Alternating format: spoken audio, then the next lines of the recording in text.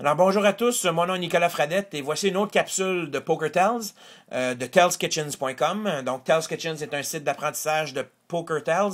Donc si vous voulez avoir une meilleure idée du langage non verbal de vos adversaires à la table de poker, si vous voulez améliorer, vous donner vraiment quand même un avantage sur eux de ce point de vue-là, venez faire un tour sur notre site. On a des centaines de mains de poker analysées et on décortique tout ça, on vous montre où est-ce que les tels sont et n'ayez pas peur, tout le monde a un tel. Alors aujourd'hui, on va regarder la deuxième fois que je vais analyser cette main-ci, une main qui parle de... En fait, c'est la main classique entre Sam Farah et Chris Moneymaker, la main fatidique des séries mondiales en 2003. Dans cette main-ci, on va se concentrer sur le stress et l'anxiété. Et dans la première partie de la première capsule, donc j'ai analysé cette main-là, on parlait de distancement, de Sam Farah en particulier. Donc, si vous n'avez pas vu cette vidéo-là, allez voir mon autre capsule là-dessus. Aujourd'hui, on va se concentrer sur le stress, l'anxiété et l'excitation. Donc, je fais jouer la main et ensuite je reviens commenter et vous montrer où est-ce que étaient les tells. Il y en a quand même plusieurs sur ce sujet-là dans cette main-là.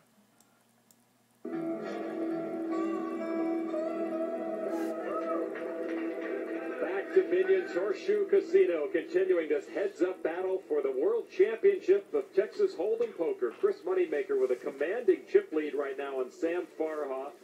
We know how quickly that can change, though. Chris Moneymaker's cards 5 and 4. In fact, if Sammy can double up, he would take the chip lead, and that's how it is when you're heads up. Sam Farha looks at a Jack-10 and bets $100,000 to Moneymaker, who quickly calls it. And Sammy a 2-to-1 favorite right now going into the flop. And here it comes. It is Jack 5-4, 2 pair for Chris Moneymaker, 1 for Sam Farha. Your top pair for Sam Farha, but once again, Chris Moneymaker has gotten another fortunate flop. Chris Moneymaker checks now over to Sam Farha, who throws in a bet of $175,000.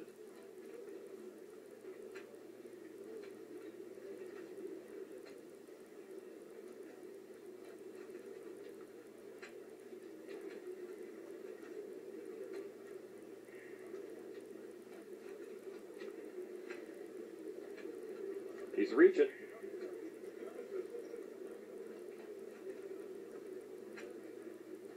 I'm gonna raise. The raise is $300,000 now. Back to Farha.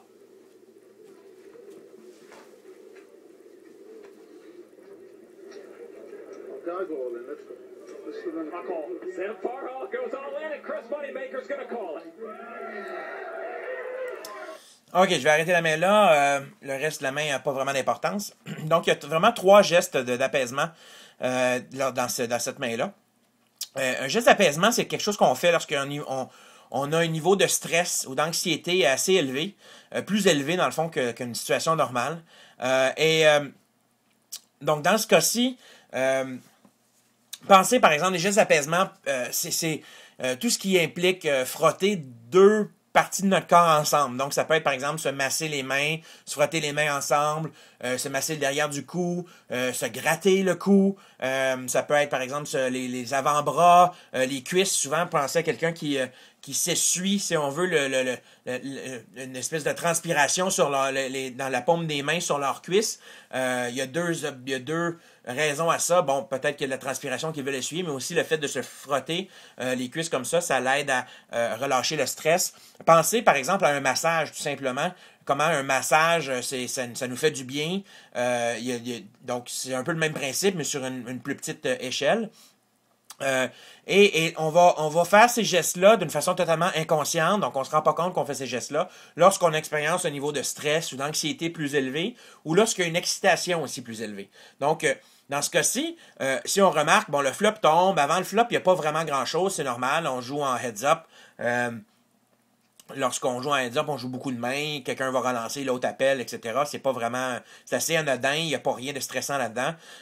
Donc, il n'y a rien qui se passe trop. Mais là, le flop tombe, évidemment, Moneymaker fait 2 paires. Et j'avance un peu l'action ici. Et on va voir que la position de base de Moneymaker, c'est un peu d'avoir son index sur ses lèvres, comme ça, son pouce en dessous de son menton. Mais ce qu'on peut remarquer, c'est qu'il va commencer à se lécher les lèvres. Et se lécher les lèvres, c'est un geste d'apaisement. Remarquez que c'est deux parties de son corps qui se frottent. Donc, la lèvre frotte les lèvres. Évidemment, ça peut être tout simplement relié parce que la personne a des lèvres sèches. Il faut toujours mettre ça en contexte et y aller aussi cas par cas, joueur par joueur. Mais dans ce cas-ci, on va coupler le fait qu'il se lèche les lèvres à un autre geste d'apaisement et on va regarder comment il frotte son index sur ses lèvres aussi, juste ici comme ça. Donc, on a deux gestes d'apaisement en quelques secondes et ils sont démontrés d'une fraction de seconde, en fait, après que le flop tombe. Donc, le flop tombe et la première réaction, dans le fond, instantanée de Moneymaker est de lécher ses lèvres et de frotter son index. Ce sont deux gestes d'apaisement qui nous signalent qu'il y a un niveau soit de stress ou d'excitation plus élevé. Bon, il n'a pas encore fait de mise, il n'y a pas vraiment d'action encore qui s'est passée, il n'y a pas vraiment de raison pourquoi il devrait être stressé. C'est sûr que ça se pourrait qu'il se dise cette main-là, je vais bluffer jusqu'à la rivière, coûte que coûte, pour X raisons, puis là, son niveau de stress augmente soudainement. Mais par contre, la grande majorité du temps qu'on voit ce genre de tel-là, avant que la personne ait mis une mise sur la table, c'est souvent beaucoup plus relié à une excitation parce qu'on a une grosse main. Donc là, ici, on a deux gestes d'apaisement avant même qu'il y ait une action qui a été faite. Donc, on pense à beaucoup plus une excitation parce qu'il y a une grosse main. Et ensuite, bon, il va décider de passer. Farah va faire une mise. On va regarder ici que là, il va frotter encore ses lèvres. Il les frotte encore. C'est le même geste d'apaisement, encore une excitation ou un stress plus élevé. Mais ici, on pense que c'est de l'excitation. Il va aussi faire, tant qu'à faire une parenthèse, un petit peu d'acting. Lorsqu'il regarde dans le côté comme ça, tant qu'à moi, ça ressemble un petit peu à quelqu'un qui veut projeter l'image de quelqu'un qui n'est pas certain. Donc, lorsqu'on voit ça, il faut se demander la question pourquoi il fait ça. Pourquoi il essaie de nous confondre dans l'erreur. Pourquoi il essaie de nous confondre, dans le fond, à faire semblant qu'il pense et qu'il y a peut-être un doute dans son jeu. Il y a des chances que ce soit du acting. À ce moment-là, on essaie de comprendre pourquoi. On va remarquer aussi qu'il frotte son menton. C'est la même chose. C'est un geste d'apaisement, encore une fois. Donc, 3-4 tels ici qui nous indiquent qu'il y a quelque chose qui se passe. Il y a une excitation. Il essaie peut-être de faire du acting pour nous déjouer. Puis ensuite, il y a encore de l'excitation. Donc, il y a beaucoup plus de chances ici qu'il soit assez fort que faible. Donc, il va relancer. Et on va voir le fameux geste de distancement dont on parlait dans la première capsule sur cette main-là de Sam Farah. Mais ce que je veux qu'on se concentre aujourd'hui, c'est plutôt le geste qu'il fait avec sa bouche et ses joues. Dans le fond, il est en train d'expirer. Et l'expiration comme ça, c'est un geste d'apaisement aussi. On fait ça pour relâcher notre stress. Pensez à des situations, souvent les gens vont faire ça avant ou après une situation excessivement stressante. On pensait à quelque chose comme ça. C'est un peu ce geste-là, mais d'une façon plus retenue. Mais vraiment, lorsqu'on fait ça nous aide à nous calmer. Les gens vont faire ça souvent avant de rentrer sur une scène lorsqu'ils ont un discours à donner. Ou par exemple après une situation très traumatisante, lorsqu'il y a un accident par exemple, puis ils ont eu peur de quelque chose. Là, il va y avoir parce que le stress sort. C'est un peu une façon d'évacuer le stress.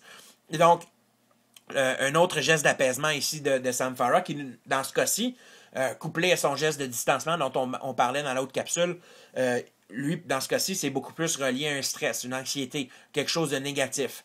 Et dans ce cas-ci, évidemment, il va égaliser. En fait, il va faire tapis avec une main qu'il a même dit par après qu'il n'était pas certain que ce soit la bonne décision, qu'il n'était pas certain de vouloir jouer cette main-là aussi fortement. Donc, à toutes les fois que vous voyez ces gestes-là, surtout les gestes de frottage, de massage, de grattage, c'est souvent des gestes d'apaisement qui sont reliés à un niveau de stress ou d'excitation plus élevé. Posez-vous la question, en réaction à quoi la personne a-t-elle fait ce geste-là, et puis vous allez pouvoir probablement avoir une meilleure idée sur la force de la main de votre adversaire. Alright, c'est tout pour cette capsule-là. Mon nom est Nicolas Fradette. Si vous voulez avoir plus d'informations sur le non-verbal, vous pouvez visiter mon site de PokerTales, Tales Kitchens, à taleskitchens.com. Merci.